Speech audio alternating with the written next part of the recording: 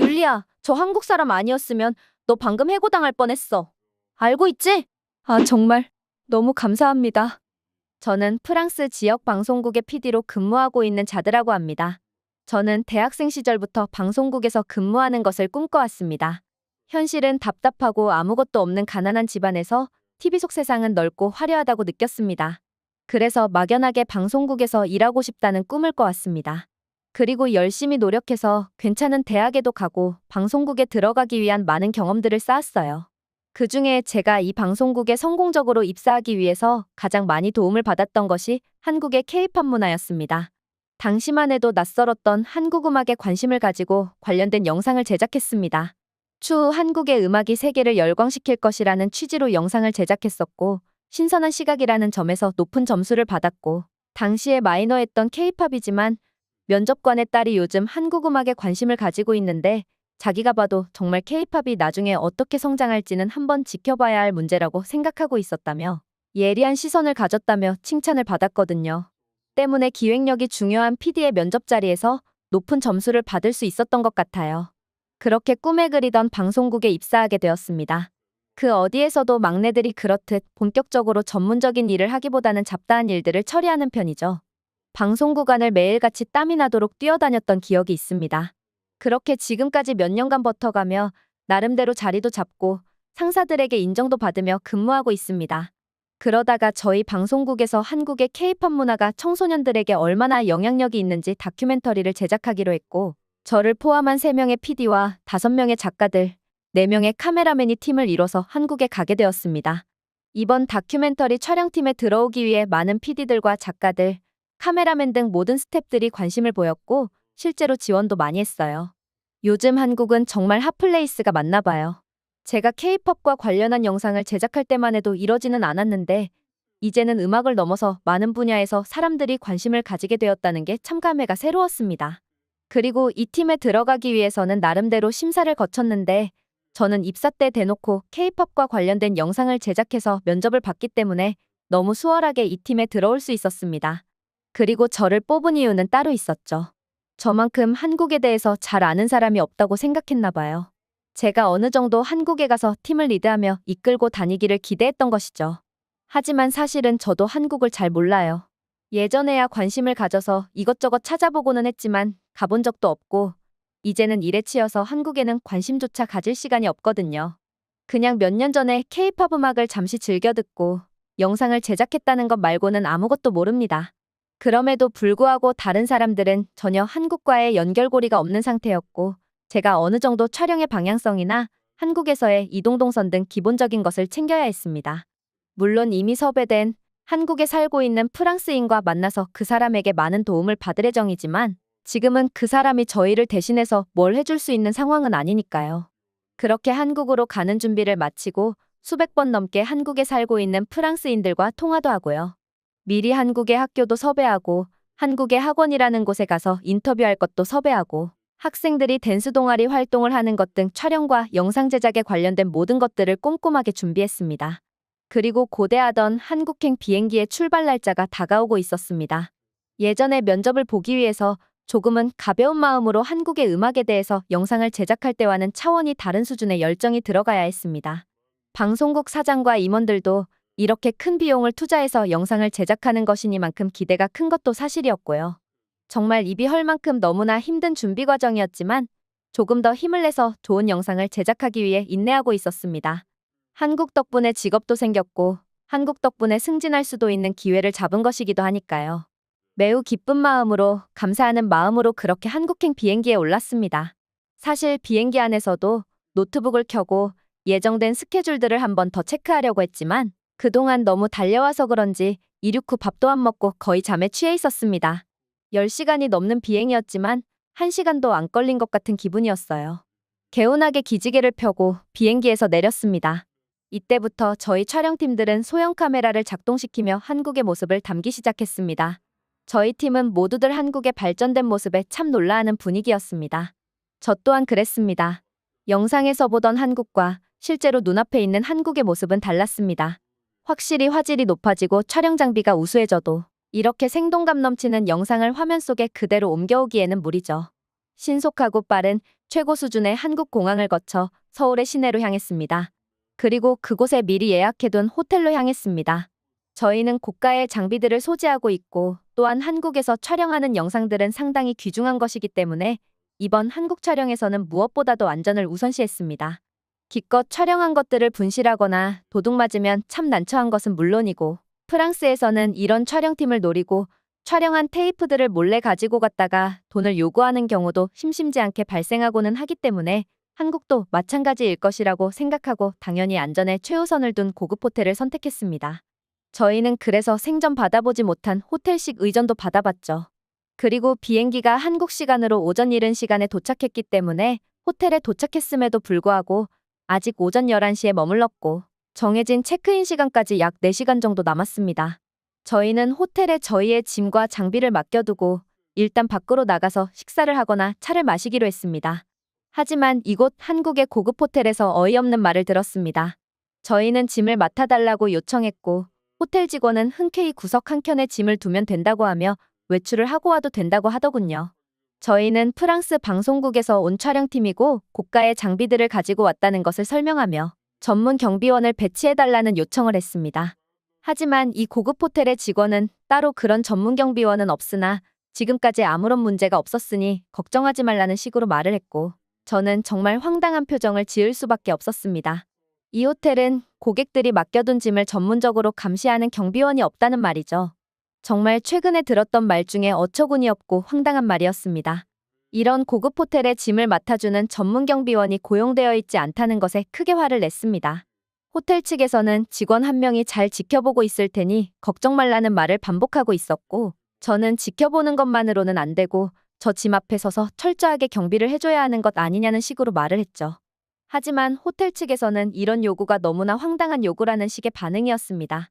자고로 고급 호텔이라고 하면 이런 고객의 짐이 도둑맞지 않기 위해 철저하게 감시해주고 경비해줘야 함은 분명한 사실인데 5성급이라는 한국의 호텔에서는 그런 기본적인 마인드도 탑재되어 있지 않았습니다. 결국 저희는 팀을 나눠서 6명은 자리를 지키고 있고 나머지 6명은 식사를 하고 오고 교대로 이 짐을 지키고 있기로 했습니다. 그러자 호텔에서는 매우 당황해하며 이렇게까지 하지 않으셔도 된다며 그제서야 미안한 표정을 짓더군요.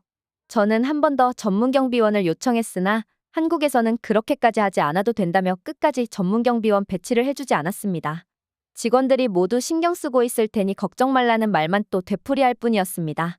저는 고집을 꺾지 않았고 결국 호텔 직원 한 명이 저희 짐 앞에 서서 짐을 지켜주기로 결론이 났습니다. 저는 씩씩대며 밖으로 나왔고 한국에서 받은 첫인상이 굉장히 실망스러웠다는 생각을 하게 되었습니다. 너무 기분 좋고 기대감에 차서 왔던 한국이 저희 팀에게 너무나 실망스러운 모습을 보여줬어요. 저희 6명은 미리 식사를 떠난 팀을 따라서 식당으로 향했습니다. 그곳에 모인 저희는 한국에서는 저런 기본 것들도 해주지 않는다며 불평을 늘어놓았습니다.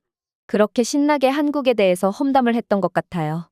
그럼 그렇지 유럽밖에 나라가 좋아봤자고 발전해봤자 아니겠냐며 고객을 대하는 태도도 매우 무례하다는 식으로도 말했습니다. 실컷 한국을 욕하니까 기분이 풀렸던 것 같아요. 그렇게 저희는 호텔에 드나들 때마다 호텔 직원에게 인사도 하지 않으며 지나다녔습니다. 약간의 휴식을 취하고 한국에 대한 감정이 좋지 않은 채로 일을 시작해야 했습니다. 그렇게 한국에서의 본격적인 촬영을 시작했습니다. 먼저 미리 섭외되어 있었던 한국에 거주하는 프랑스 사람들을 만나보며 인터뷰를 진행하는 일을 했습니다. 많은 프랑스인들은 한 명도 빼놓지 않고 모두 한국 생활에 매우 만족해하고 있으며 외국이지만 오히려 프랑스보다 더 편안한 마음마저 든다며 한국에 대한 칭찬 일색이었습니다. 저희는 한국에서 매우 안 좋은 경험을 가지고 있었기 때문에 그들이 왜 이런 거짓말을 하나 생각했습니다. 결국 인터뷰가 끝나고 참다 못한 저는 저희가 호텔에서 겪은 일에 대해서 말했고 이런 것에 대해서 어떻게 생각하는지 개인적인 질문을 했습니다. 물론 그 호텔 직원과의 말 한 통하는 답답한 내용도 말했습니다. 결국 제 요구를 관철해서 호텔 측에서 직원 한 명을 세워뒀다는 것까지 말했죠. 이 질문을 받은 프랑스 사람은 머리를 쥐어뜯으며 괴로워하기 시작했습니다. 이 사람이 도대체 왜 이러나 싶었는데 이 프랑스인은 제발 프랑스 사람들이 한국에서 이런 실수 좀 안 했으면 좋겠다며 한탄하더군요. 당신은 매우 큰 실수를 했고 그 한국인 호텔 직원이 여권을 받겠죠? 라는 질문까지 하더군요. 제가 프랑스 사람 망신을 시켰다는 식으로 말했습니다. 한국에서는 촬영 장비든지 금덩어리든지 호텔에서 맡겨놓은 짐을 무단으로 훔쳐가는 사람을 본 적이 없다면서 혹시 훔쳐갔더라도 그날 저녁에 경찰에게 잡혔을 거라며 한국은 세상에서 가장 안전한 나라이고 사람들의 양심 수준도 프랑스 사람들이 생각하지 못할 만큼 높은 수준이라며 매번 프랑스 사람들은 프랑스 방식대로 생각해서 한국에서 이런 실수들을 남발한다고 말하는데 얼굴이 새빨개지더군요. 프랑스 사람들이 이렇게 한국에 와서 창피한 행동을 너무 많이 해서 이제는 어디 가서 프랑스 사람이라고 말하기가 부끄럽다고까지 말했습니다. 저는 제가 정당한 권리를 당당하게 요구했다고 생각했거든요. 그런데 그게 아니라니 내가 실수한 거라니? 프랑스 사람에게서 솔직한 이야기를 들었지만 아직 믿지 못했어요. 사람은 직접 경험해봐야 그제서야 믿고 후회하는 동물이잖아요. 저도 그랬던 것 같아요.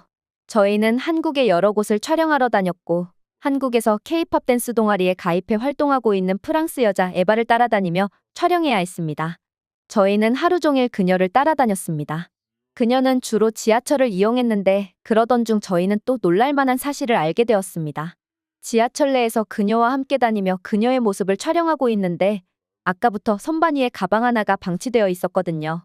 저는 저 가방에 언제 도둑을 맞는지 궁금했고 그 모습을 몰래 촬영하고 있었어요.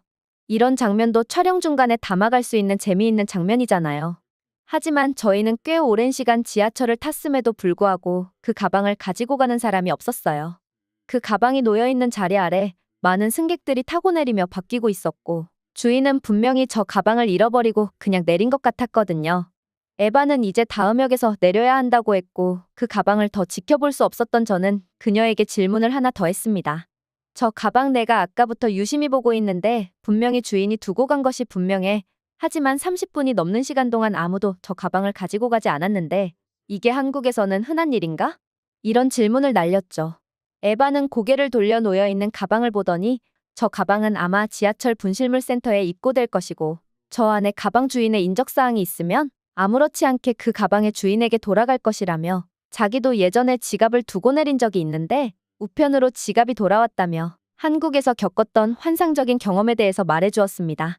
기본적으로 한국 사람들은 다른 사람의 물건에 욕심을 내지 않는다는 이야기도 덧붙였습니다. 그 이야기를 듣는데 저는 정말 얼굴이 화끈거렸습니다. 내가 한국을 너무 얕봤구나. 그리고 내가 호텔에서 큰 실수를 한 게 맞구나. 부끄러움이 몰려온 것이죠. 카메라맨도 저와 몇 번이나 눈이 마주치며 우리의 실수를 함께 부끄러워하고 있었습니다. 저희는 한국의 여러 지역을 다녀야 했기 때문에 숙소를 많이 이동해야 했고 짐을 맡겨야 하는 상황이 생겼어도 이제는 호텔 측에 우리 짐이 소중하니까 특별히 경비원을 배치해달라는 말을 하지 않았습니다. 그리고 저희는 심지어 편집 중이던 영상을 보관하는 USB를 식당에 두고 그냥 밖으로 나온 적이 있는데 바로 뒤에서 종업원이 따라오며 USB 두고 갔다며 쥐어주었던 일도 겪었어요. 이렇게 중요한 걸 두고 온 막내 PD를 보며 다들 놀란 표정을 지었죠. 너 방금 해고당할 뻔했어. 라는 표정이죠. 막내 PD는 아마 한국인 종업원에게 아직까지 감사한 마음을 가지고 있을지도 몰라요. 이렇듯 한국에서는 뭔가 프랑스에서는 경험할 수 없는 일들이 많았어요. 아주 다른 분위기가 있어요. 그 미묘한 분위기를 눈치채는 데는 오래 걸리지 않았고요. 그리고 아직도 프랑스 사람들은 한국의 호텔이나 한국의 카페, 한국의 어느 곳에서든지 프랑스의 기준을 가지고 생각했다가 수많은 실수들을 남발하고 있을 게 뻔하죠. 하지만 저는 그 실수하는 프랑스 사람들이 나쁜 의도로 그러는 것은 아니라는 생각을 합니다. 자신의 것은 자신이 책임지고 철저하게 지켜야 하고 도둑맞은 물건이 있으면 간수하지 못한 자신의 잘못이라는 생각이 아주 깊게 박혀있기 때문에 그런 실수들을 하는 것이에요. 한 달 넘는 기간 동안 한국에서 촬영을 잘 마쳤고 단 한 건의 사건 사고도 없이 마무리되었어요. 그리고 저희는 영상을 제작하며 그 중간에 저희가 겪은 한국에서의 일들을 끼워 넣을 생각입니다. 이번에는 일 때문에 한국에 갔고 한국을 여행으로 즐기고 오지는 못해서 아쉽고 다음에는 꼭 여행으로 한국을 다녀와야겠습니다. 그동안 느껴본 적 없는 평온한 이 분위기를 더 느껴보고 싶습니다. 제가 들려드릴 이야기는 여기까지입니다. 다음에도 좋은 영상으로 다시 찾아뵙겠습니다. 이상 돌고래TV였습니다. 감사합니다.